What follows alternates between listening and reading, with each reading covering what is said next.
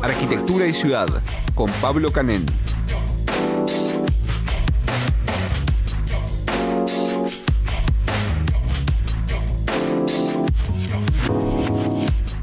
¿Cómo andas, Pablo? Buenas tardes, ¿cómo están? Un gustazo tenerte de nuevo aquí. Estábamos de charla de boliche arquitectónico. Es verdad. Nosotros completamente decolados. Boliche arquitectónico me gustó como, no está mal, como no está concepto. mal para columna escrita, por ejemplo. Pero nosotros, o sea, era obviamente nosotros haciendo preguntas de curiosos a Pablo, Claro. y en un plan nosotros hablemos sin saber. Sí, totalmente, como suele pasar. Deberíamos hacer una algún día, ¿no? Pero- Contra el Día de los Inocentes o algo así, deberíamos hacer una columna de estas en ese formato. Me encantaría. Queda poquito, anótenselo. Bueno. Hoy de qué nos vas a hablar, Pablo? Hoy voy a hablar de un arquitecto y autor británico que falleció la semana pasada a sus 96 años y que fue... Despuntando la vida. Sí, y que además estuvo activo, no digo hasta este año o el pasado, pero hasta sus 80 y largos o principios de sus 90 y poco, estuvo haciendo lo que pudo. Me refiero a John Turner. No confundir con el ex primer ministro de Canadá. Este es John Francis Turner, que nació en el 27, en Reino Unido, y murió el 3 de septiembre del 2023. Y bueno, parecía interesante hablar un poco de un sujeto que a mí precisamente, trabajamos algunos textos en clase, pero como siempre, ¿no? Estas partidas célebres también como que obligan a volver a algunos textos, a reflexionar sobre los aportes de esta gente, ¿no? Lo digo así porque obviamente hablamos de un tipo muy relevante y ahora voy a explicar por qué. Primero un resumen en 2 o 3 palabras clave y después intento un modesto desarrollo. Turner es reconocido en el ámbito disciplinar, pero también inclusive de los organismos multilaterales como Naciones Unidas y el Banco Mundial, como uno de los promotores de la autoconstrucción o también de la autoconstrucción asistida, es decir, de la participación directa de las, masas populares en la construcción de su propio hábitat. Y esto, no ha estado ni está exento de polémica.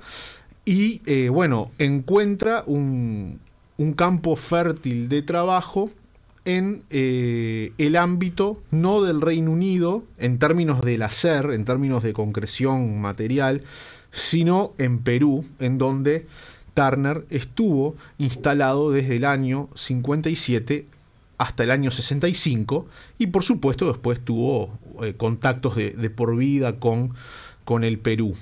Pero antes de eso, vale la pena comentar cómo un arquitecto que de alguna manera se forma dentro de lo que podríamos llamar la clara influencia de la arquitectura moderna, la arquitectura de la planificación funcional, la arquitectura de, si quieren ustedes, los grandes bloques, que proponían un modelo alternativo al de la ciudad tradicional, como un arquitecto de esa formación transita hacia la reivindicación de que el hábitat popular sea construido por sus propios habitantes, que, vamos a decirlo, ¿no? A fines de los 50, ni que hablar en los 60, 70, esta crisis de el urbanismo funcional moderno estaba totalmente instalada, ¿no? Es decir, hay un montón de congeneracionales de él que desde distintas vías van a criticar la estabilidad del proyecto moderno.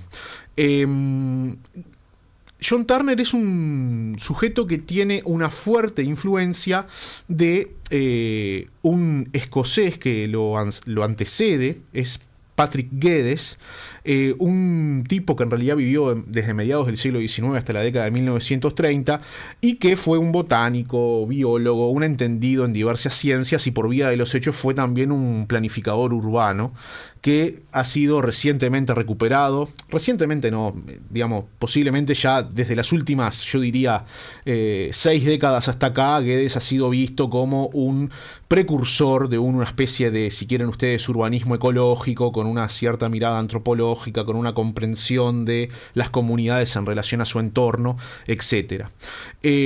Lo menciono porque, claro, el ámbito británico, más allá de que hablo de un escocés, no de un inglés, tiene algunas lógicas que le son propias, que provienen de una fuerte crisis, yo diría, en el último tercio del siglo XIX, en torno a la industrialización, al crecimiento acelerado de las grandes ciudades, y cómo hay una ruptura entre las comunidades, digamos, preindustriales y el nuevo mundo metropolitano, industrial, masivo, etc. Lo que de alguna manera Guedes va a intentar reivindicar es, bueno, comprender a la comunidad en su entorno, en su contexto, en la particularidad de su ámbito geográfico. Hay un diagrama, Guedes hacía muchos diagramas, Turner también, que se llama la sección del valle o el corte del valle. Es una especie de corte esquemático de un ámbito geográfico que pasa de un río hasta la montaña, y cómo desde el río, el intermezzo del valle, hasta el pico de la montaña hay distintas actividades que los humanos pueden desarrollar según la cuestión climática, etc. Hoy está bien, digo, más de 100 años después lo veríamos como algo un poco simplista, pero en esos diagramas tan sencillos de Guedes se escondía como la necesidad de pensar con el entorno y de trascender en la planificación vamos a decir, la colocación de objetos, sino de poder entrever cuáles son las relaciones entre la gente y las cosas, ¿no? Y este esquema, digamos, entiendo que está un poco basado en el origen de buena parte de las civilizaciones, ¿no? Porque muchas de los asentamientos humanos se generaban en torno a eso, a un pico de montaña, un río que bajaba, una desembocadura en algún lugar. Digo, todas las ciudades, bueno, todas, una enorme parte de las ciudades importantes de Europa están concebidas en esa lógica, ¿no? Entonces, digo, Guedes, claro, un antropólogo contemporáneo posiblemente no admita esto como un estudio antropológico, pero por lo menos había una protoantropología ahí de cómo una ciudad se organizaba en relación a su territorio. Turner, haciendo así un esquema un poco rápido, va a plantear ideas comparables para el campo de la vivienda, ¿no? Lo que importa no es el diseño o el objeto en sí de la casa, lo que importa es la relación entre la gente y su casa. Y esto implica que no puede concebirse, por ejemplo, como hacían los primeros congresos internacionales de arquitectura moderna, una suerte de vivienda mínima que sea usable indistintamente para todas las personas en todas las partes, ¿no? Sino que hay que comprender a las comunidades en su contexto. Guedes no está exento de la herencia del romanticismo británico, de otros pensadores como John Ruskin, y también de una línea que tiene vida propia, que es las líneas del anarquismo británico, que no necesariamente siempre son de izquierda, pero que reivindican la comunidad contra la idea de Estado o Estado-nación, ¿no? O sea, están más preocupados en la dimensión de cómo la comunidad se vincula con la idea de la región que de la construcción del binomio Estado-nación. Hay otros pensadores más acá en el tiempo, que de hecho hasta hace no tantas décadas estaban activos, como Colin Ward, un anarquista británico que va a ser bastante importante para Turner cuando estaba prestando servicio en la Segunda Guerra Mundial en el 44 a través del periódico Freedom. Bueno, ahí él empieza a combinar, si ustedes quieren, el pensamiento regionalista, geográfico, casi antropológico, con las ideas de cierto anarquismo británico, y a partir de ahí también una genealogía que podría seguir hasta Kropotkin y otros más. Pero volviendo al tema, podrán entrever ya que esta visión que yo dije al principio de promover la autoconstrucción de Turner implica un cuestionamiento al rol del Estado en un sentido paternalista, ¿no? Cuando Turner va a Perú, bueno, lo hace de alguna manera de la mano de algunos colegas que había conocido precisamente en los cursos de verano de uno de los últimos congresos internacionales de arquitectura moderna que se había celebrado allá por el 50. Es decir, él era un joven que estaba atento a la manifestación del movimiento moderno. Pero bueno, la verdad es que rápidamente logra contactar a través de Eduardo Neira, un peruano formado también en Reino Unido que tenía contactos en la alta política, logra irse a Perú, como les decía, ya por el año 57 y hasta el año 65. Y lo que hacen, bueno, en principio participan de la vida universitaria, dan clases de urbanismo. De hecho, Turner dedica digamos, un buen espacio a la enseñanza del legado de Patrick Guedes en universidades limeñas, pero fundamentalmente van a estar instalados en Arequipa, que, bueno, digamos, es una ciudad muy importante en Perú, que estaba recibiendo el aluvión de, digamos, los campesinos que iban a buscar oportunidades de trabajo a la ciudad. Las ciudades peruanas, junto, por ejemplo, con las mexicanas, las brasileñas, son las que tienen más porcentaje de informalidad en el ámbito latinoamericano, y Latinoamérica tiene un porcentaje especialmente alto de ámbito informal en sus ciudades. En ese sentido, aunque Uruguay tiene sus problemas, no está en la misma escala. Es decir, no estamos en la misma escala de magnitud de ámbito informal de ciudad.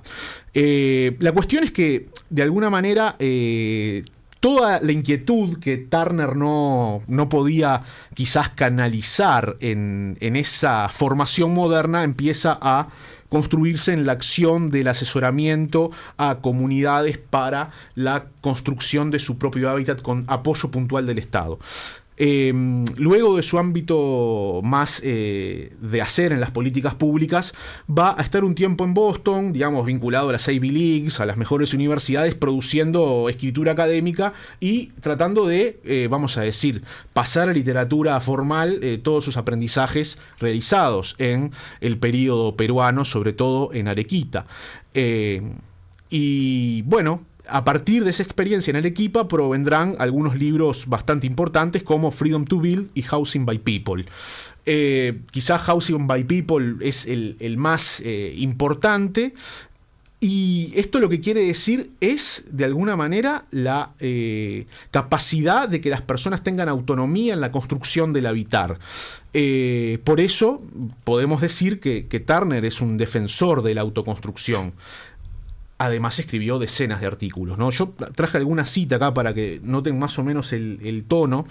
En uno de los artículos llamado Barreras y canales para el desarrollo de la vivienda en los países en vías de modernización, Turner decía: sugerir que los códigos de planificación y de construcción diseñados para mejorar y mantener los estándares de las viviendas modernas tienen un efecto contrario en muchas partes del mundo puede parecer herético. Sin embargo, mientras preparaba un artículo sobre esta materia para Naciones Unidas, porque fue un consultor importante, descubrí que ocurre en muchos países en vías de desarrollo lo mismo. Los conceptos de planificación derivados de la experiencia de los países modernizados son inaplicables muchas veces en las condiciones típicas de los países en vías de modernización.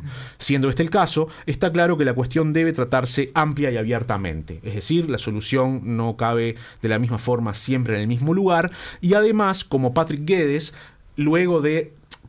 planificó mucho en países como, bueno, la India, por ejemplo, en el marco de equipos, ¿no?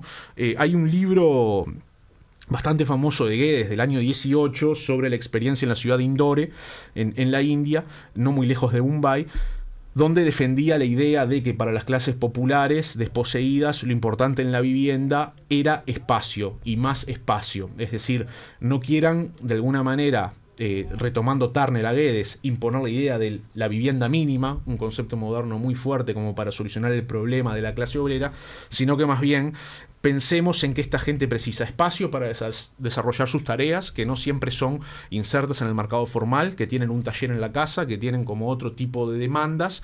A la misma vez, también hay que empezar a pensar que las locaciones para las personas que vienen del ámbito rural o de los pequeños pueblos a la gran ciudad implica estar cerca de las oportunidades de trabajo, con lo cual empieza a valorar otras componentes, que tampoco eran nuevas, hay que decirlo, ¿no? Porque en la simplificación historiográfica a veces parece que Turner inventó la autoconstrucción. Lo que hay que decir es que Turner puso el problema en el debate de la Alta Academia Disciplinar, o sea, lo lleva al Architectural Design de Londres y pone el problema en algunos circuitos que no estaban tan empapados de esto. Pero la autoconstrucción en realidad tenía ya una existencia previa, y de hecho la vía de la Alianza para el Progreso, ¿no?, del 61, a través de la experimentación en Puerto Rico, ya promovía la idea de la autoconstrucción. Además lo proponen deliberadamente como una alternativa al proceso, digamos, revolucionario, bueno, de Cuba, ¿no? Digamos, Turner era un sujeto que desconfiaba fuertemente del mercado inmobiliario, pero también del Estado y también, digamos, de la opción del socialismo real, ¿no? Desconfiaba de todo. Sí, era un anarquista que, bueno, trabajaba con las instituciones, ¿no? En el ámbito de la autoconstrucción hay otros nombres menos conocidos, como Jacob Crane, que en realidad son personas que fueron las que tallaron buena parte de estas políticas que de la Alianza para el Progreso bajan a otros países de América Latina.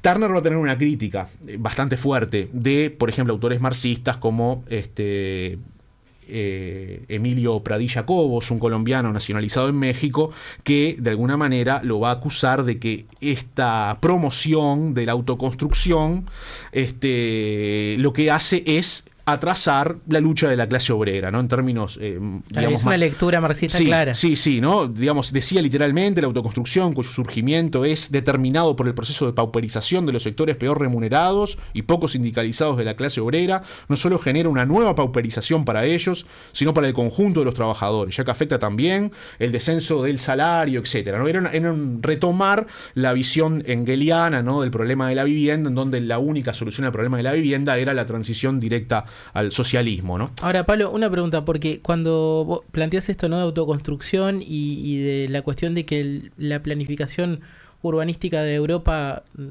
señala que no es aplicable, ¿no?, a otras sociedades, a otros modelos, pero no está hablando de que no haya planificación. No, yo entiendo, y más cuando hace una crítica directa al modelo de Caracas en los años 50, 60, ¿no?, cuando Venezuela tuvo la explosión de su economía por el petróleo. Lo que decía es que había que diseñar financieramente de manera coherente y atender a las necesidades específicas de las poblaciones que tenemos que atender, ¿no? O sea, básicamente estaba en contra de trasladar un modelo europeo, por ejemplo, al ámbito de Latinoamérica o también, ¿por qué no?, de África o otras partes del mundo, ¿no? Hay que decir también que el legado de Guedes, de Turner, y por transitiva también de Guedes, es muy fuerte en Hábitat 1, que es la primera conferencia, digamos, de Naciones Unidas para los asentamientos humanos, hecha en Vancouver en el año 76, y que muy pronto el Banco Mundial, curiosamente con la presidencia de McNamara, ¿no?, quien había sido un tipo importante en la Secretaría de Estado de Estados Unidos y también en la guerra de Vietnam, va a tomar buena parte de la dimensión política de la autoconstrucción para las políticas vinculadas a los préstamos de los organismos multilaterales. O sea que, bueno, Turner es un sujeto muy complejo en la inscripción política, que juega, más allá de su propio marco ideológico, juega un rol como intelectual en el marco de la Guerra Fría, ¿no? Y bueno, en ese sentido yo les decía, sujetos como Pradilla, pero también Vargas y otros más, van a ser bastante críticos de su modelo. Voy cerrando con esto un tuit, una anécdota de Raquel Rolnick, una brasileña de Sao Paulo, urbanista, asesora de Naciones Unidas, muy importante en las políticas de vivienda del PT en el primer gobierno de Lula. Hizo un tuit recordando a Turner, muy cortito, un poco ácido y muy lúcido, que decía, bueno, Turner, primero que nada, reconocer el enfoque que le dio al hábitat popular. Segundo, recordar que los desarrollistas tradicionales en aquellos años en principio le dieron con un caño. Pero tercero, entender que hoy es reivindicado tanto por un espectro muy, muy liberal del urbanismo y a la misma vez por un espectro de colonial también, ¿no? En el sentido de que tiene este doble juego de una amplia modestia, si quieren decirlo amablemente, en el rol del Estado, pero a la misma vez trabajar desde adentro de la comunidad. Entonces es uno de esos autores que por su complejidad es reivindicado desde, digamos, trincheras ideológicas bastante distintas. Y bueno, yo creo que es uno de esos sujetos que vale la pena repasar, que por años seguirá dando de qué hablar, porque precisamente no admite un encasillamiento sencillo. Así que, digamos, bueno, creo que es interesante repasar los textos de Turner, y yo recomiendo un documental que él mismo produjo cuando estaba trabajando en Arequipa, que se llama A Roof on My Own, del año 1964, y que lo googlean y aparece en Vimeo fácilmente. Dura 25 minutos. Tiene algunas entrevistas a políticos de Perú de la época, como el mismísimo Fernando Beloan de Terry, que era el presidente en aquel momento, pero también un registro de cómo las comunidades iban construyendo ese hábitat. Además, algo que no dije, bajo la toma de tierras organizada, ¿no? La toma de tierras organizada como un mecanismo que le permitía a la comunidad gestionar de una forma muy veloz ese hábitat. Lo que Turner diría básicamente en su escritura de estos libros es, bueno, nosotros vinimos a ver cómo solucionábamos el problema de las barriadas, pero al final las barriadas no son el problema, las barriadas son la solución. Estoy resumiendo un poco, ¿no? Pero lee donde otros veían el caos, lee como una oportunidad, digamos, de las clases populares. Así que bueno, la polémica obviamente la dejo abierta. Y pero para sumarse a la charla también tienes una recomendación para hacernos, ¿verdad? Una recomendación vinculada a... No, yo les decía que recomendaba este documental. Sí. No sé si había sugerido otra recomendación más. Después mencionaste el libro Housing by People. Sí. Bien. Y hasta ahí. Como para lectura y el documental. Claro. Sí, no, si alguno quiere tener una entrada, digamos, de paper, formato un poco más duro, hay un catedrático catalán que se llama José Luis Ollón, que tiene un texto muy bueno y corto, se llama John Turner, el arquitecto guedesiano, ¿no? Por Patrick Guedes. Y ahí va analizando toda, digamos, su confrontación, digamos, de líneas políticas, etcétera, ¿no? Bien, así que nos queda el nombre apuntado, John F.C. Turner, para también poder acercarnos, que no somos del palo de la arquitectura, varios conceptos más a partir de los materiales que nos brindabas. Pablo, nos volvemos a encontrar dentro de 15 días. Perfecto, muchas gracias. Un gustazo.